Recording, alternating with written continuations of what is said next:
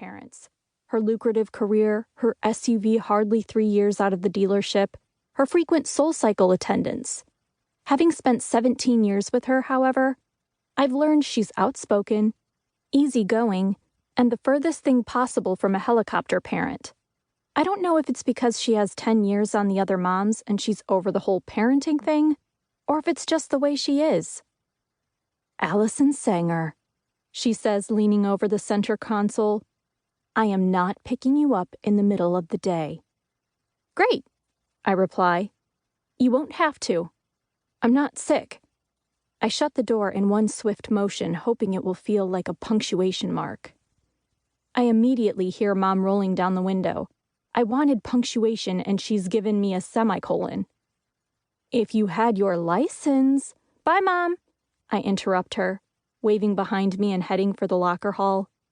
I know every inch of the Fairview High School campus, every bench useful for last-minute studying, every shortcut so I'm never late to class, everywhere people hang out, which is helpful when I need to hunt them down for quotes for the newspaper.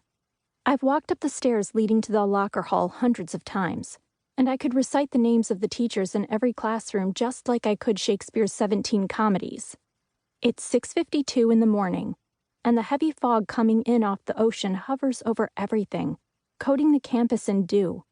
Droplets cling to the needles of the pine trees outside the front gate. San Mateo is 30 minutes from San Francisco, and 10 from the water. And even in the first week of March, we're fending off the Northern California winter of 48-degree mornings and seawater-scented clouds.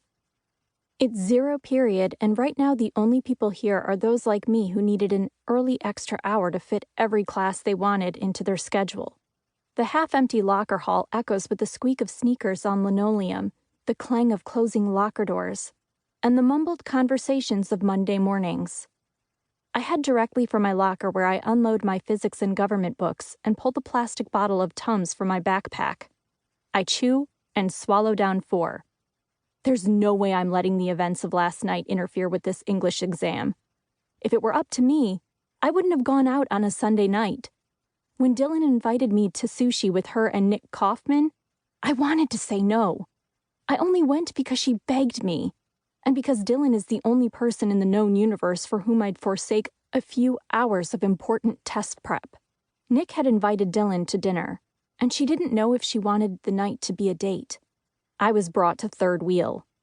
Of course, 15 minutes in, I could feel the dinner veering decidedly into date territory. While Dylan flirted and probably played footsie under the table, I prodded my hamachi with chopsticks.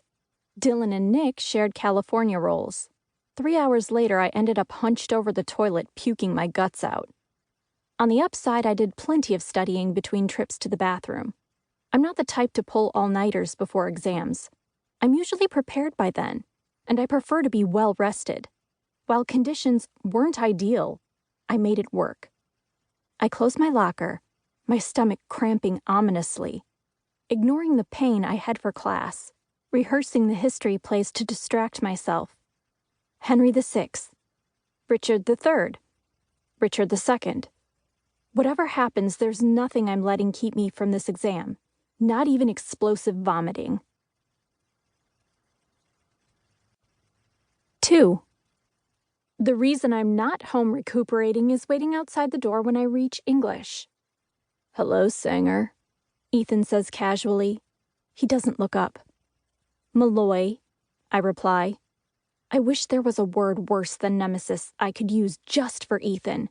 He's an unpopped blister, the splinter in your shoe from walking on wood chips, your printer running out of toner when you're finishing your 20-page final paper on the 100 Years' War.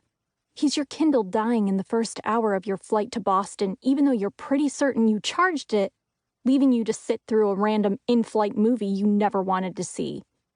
If this was the last time I ever had to look at Ethan's overly coiffed blonde hair and obnoxiously piercing green eyes, I'd feel like the luckiest person on earth. Unfortunately, it's not the last time. I have every class with Ethan, the regrettable effect of us both taking every AP Fairview offers and the same electives. It's been this way for 2 years. Every class, every study group, every extracurricular event.